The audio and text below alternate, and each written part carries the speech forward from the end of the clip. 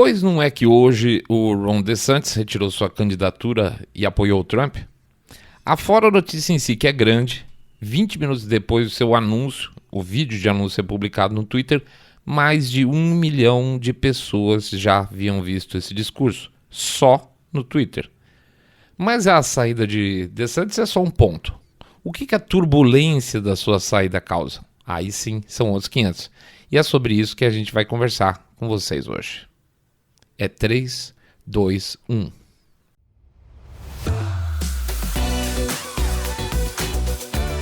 SBB Flash.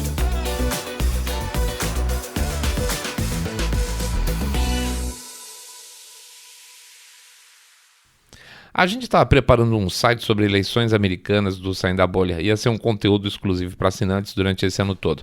Mas, infelizmente, a gente não conseguiu viabilizar tecnicamente como a gente queria, então ficou por isso mesmo. Tá, essa ia ser a novidade, não tem. Então vamos por aqui mesmo, em áudio, em vídeo, aí, durante o ano, em pequenos e grandes programas. É um assunto enorme.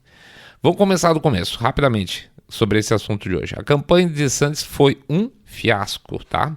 Eu não nego que eu sinto a simpatia por ele e eu imaginei que iria ser mais pra frente só, mais lá pelo meio das primárias que ia conseguir decidir se eu seria mais pró-Trump ou mais DeSantis, tá? Mas a campanha dele foi tão ruim que eu descartei ele quase no começo.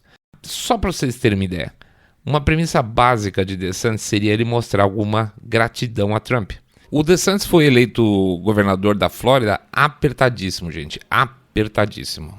E ele só realmente conseguiu o que ele precisava porque ele conseguiu o apoio de Trump na reta de chegada.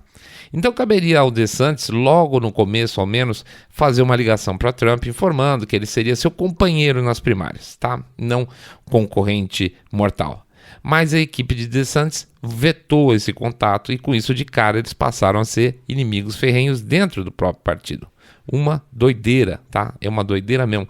É uma doideira tão grande a ponto do Trump falar bobagens como, por exemplo, o DeSantis errou ao punir a Disney, ou mesmo ele também uma hora falou que ele sugeriu que as políticas do DeSantis contra essas questões de gênero estavam erradas. Então ele falou umas bobagens também para se segurar, para virar o inimigo político dele. São coisas que normalmente ele não falaria, tá? O DeSantis, por outro lado, também já pulou direto no pescoço do Trump, criticou o desenvolvimento da vacina, e o Trump saiu da defesa, para desgosto de muitos, né?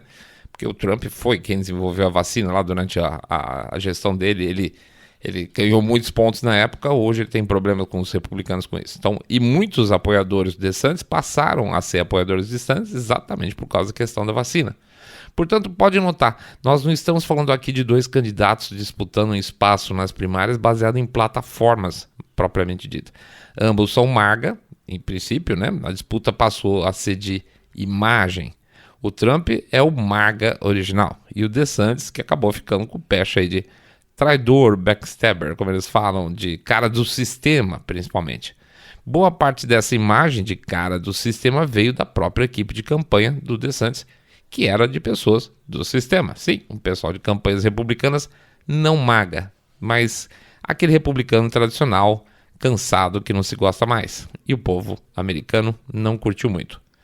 Resultado, uma campanha que, no caso de DeSantis, só perdeu terreno durante o tempo. Ele entrou com grandes chances, vamos chamar assim, falando em 30% das primárias, e saiu disputando com o Vivek lá no final, com um dígito só. Ele conseguiu perder paulatinamente todo o apoio que ele tinha. Por quê? Porque o sistema, na verdade, não apoiava o DeSantis, apoiava a Nikki Haley. Então não dá para falar que o DeSantis era um candidato desse sistema, tá?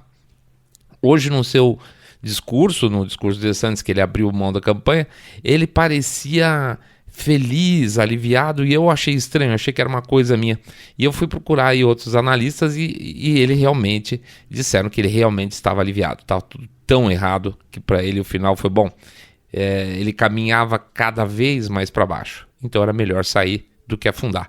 E fez muito bem apoiando o Trump logo de cara, tá? O Trump foi cortês e disse que aceitou seu endosso com muita honra, etc e tal. Maravilha, ficou tudo bonitinho. E agora? O que sobra dessas duas torcidas que se odeiam? São duas torcidas, os apoiadores de DeSantis e de Trump se odeiam nos Estados Unidos. há um risco real de parte do eleitorado do DeSantis correr para os braços de quem? Do Robert Kennedy.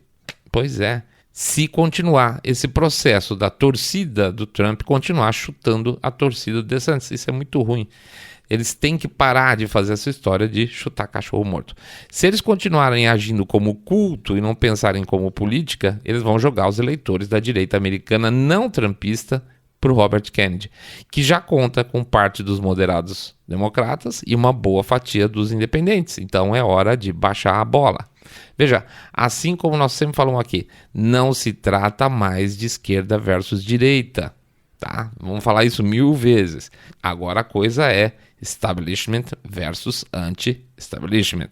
Trump é anti, DeSantis era anti e o RFK é anti, entendeu? Esse público anti-establishment não pode ficar perdido entre as duas candidaturas, do Trump e do Kennedy, senão vai ter problema.